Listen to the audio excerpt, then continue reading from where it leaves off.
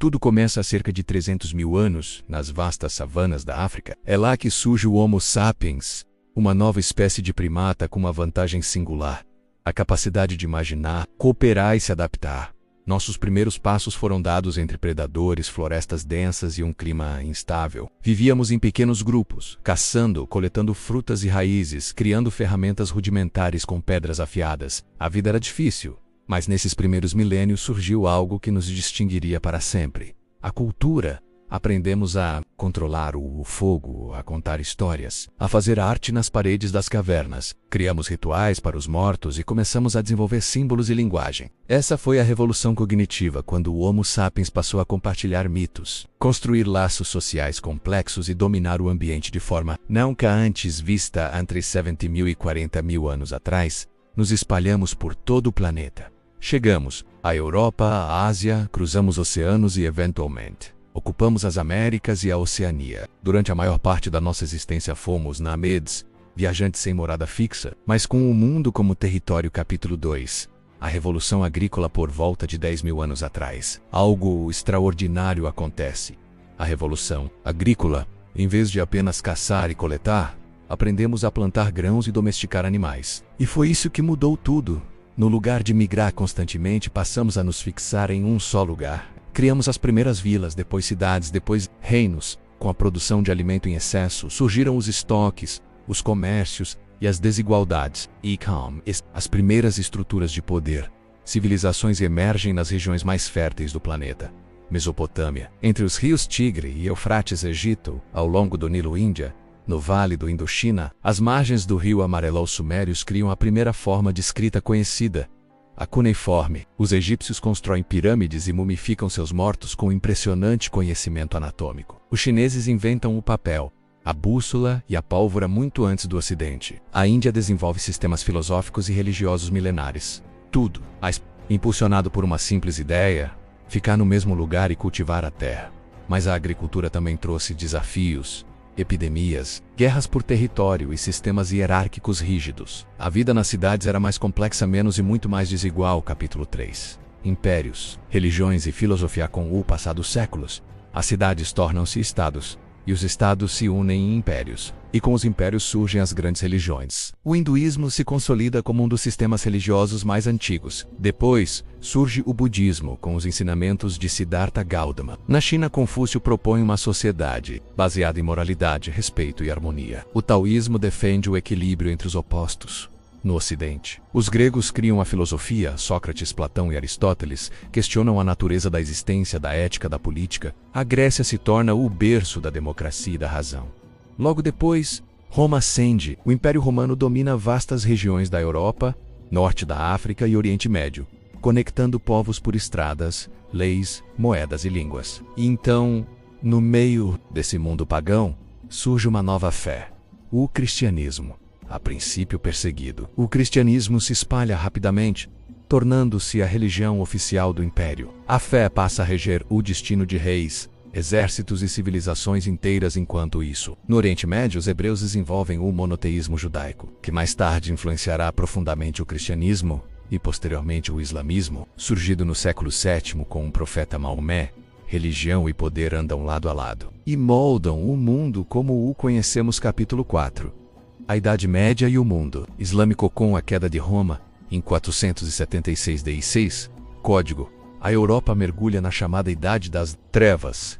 Reinos se fragmentam, a economia colapsa, a ciência regride. Mas há luz nesse tempo sombrio. A Igreja Católica se torna a força dominante, unindo os povos sob a fé cristã. Cruzadas são organizadas para conquistar Jerusalém e outras terras sagradas. Castelos se erguem, cavaleiros surgem, feudos se formam. A educação fica restrita a mosteiros e clérigos.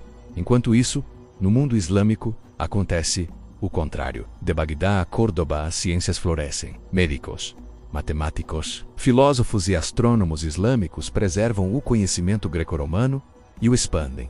Na Ásia, a China atinge um novo auge. Com as dinastias Tong, Song e Yuan, surgem invenções como o papel-moeda, a pólvora e o sistema. No século XIII, surge uma figura que mudaria o mundo: Genghis Khan, com seus exércitos mongóis. Ele cria o maior império terrestre da história, conectando Oriente e Ocidente. Enquanto muitos pensam na Idade Média como um tempo de estagnação, ela foi, na verdade, um período de transição e fertilidade cultural, principalmente fora da Europa.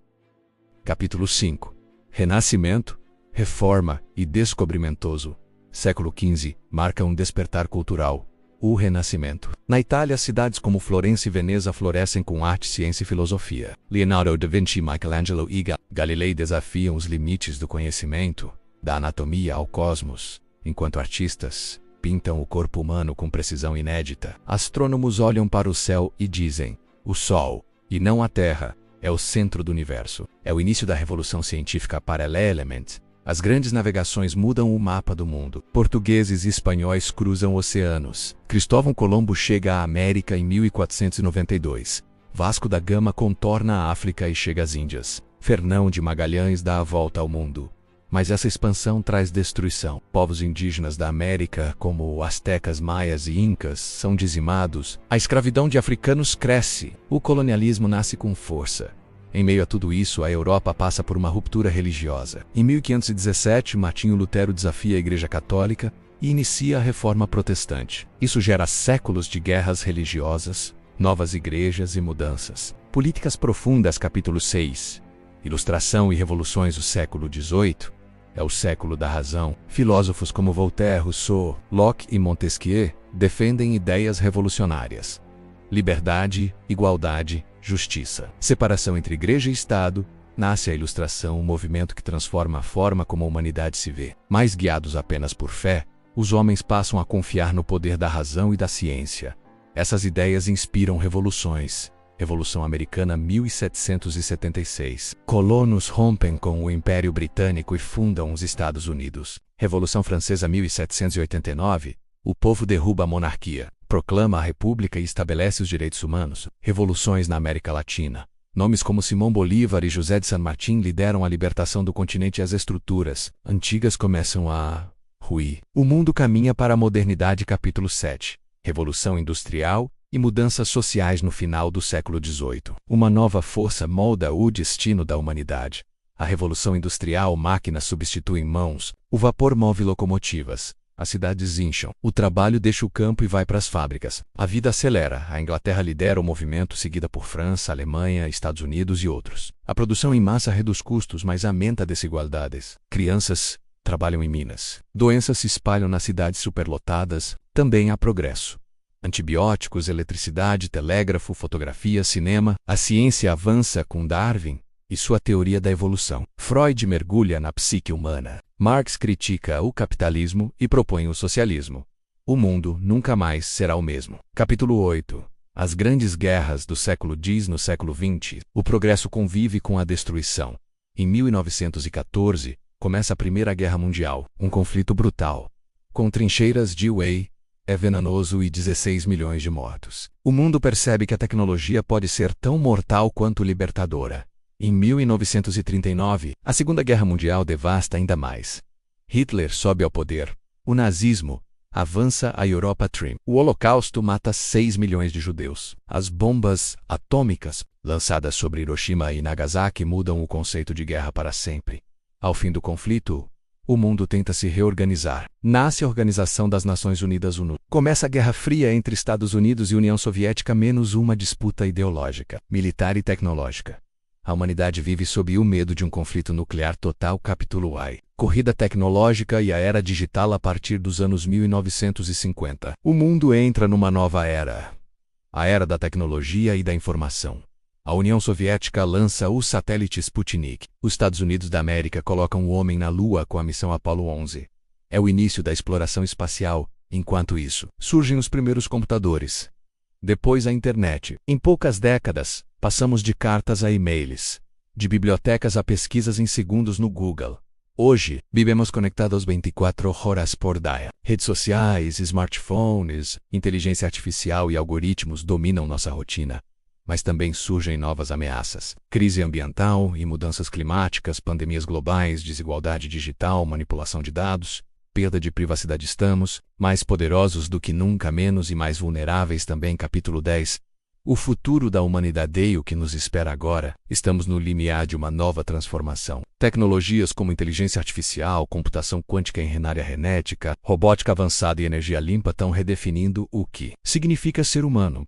Mas com grandes poderes vem grandes responsabilidades. O planeta dá sinais de exaustão, o aquecimento global ameaça cidades inteiras, a biodiversidade desaparece, conflitos políticos e sociais se intensificam e a confiança nas instituições se abala. A pergunta que fica é: seremos capazes de superar nossos próprios erros, ou a história da humanidade se tornará um alerta menos e não uma inspiração? Conclusão: a história ainda está sendo escrita. História da humanidade é uma saga épica, cheia de conquistas, horrores, descobertas e superações. Viemos do pó da terra, e agora tocamos as estrelas. De seres com lanças nas cavernas, nos tornamos construtores de civilizações, criadores de arte, arquitetos de máquinas, sonhadores do infinito. E o próximo capítulo será escrito por nós.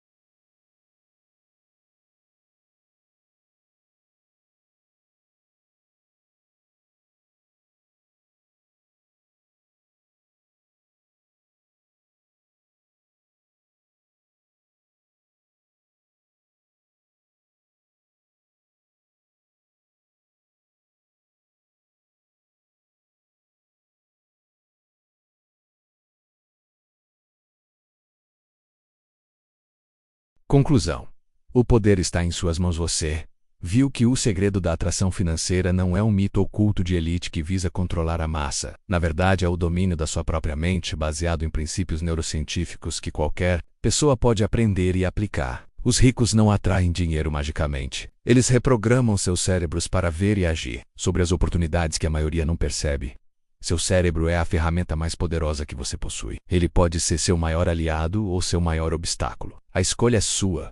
Continuar no piloto automático da escassez ou assumir o controle e reescrever seu destino financeiro. Comece hoje mesmo a aplicar esses princípios. Identifique uma crença limitante sobre dinheiro e comece a substituí-la por uma crença fortalecedora. Faça suas visualizações, pratique a gratidão. O poder está em suas mãos, Seivoka. Se sente pronto para reprogramar sua mente para a riqueza? Deixe seu like neste vídeo, inscreva-se no canal Você Sabia Mais e ative o sininho para continuar desvendando os segredos do universo e da mente humana. Qual foi o maior insight que você teve hoje sobre a neurociência do dinheiro? Compartilhe nos comentários.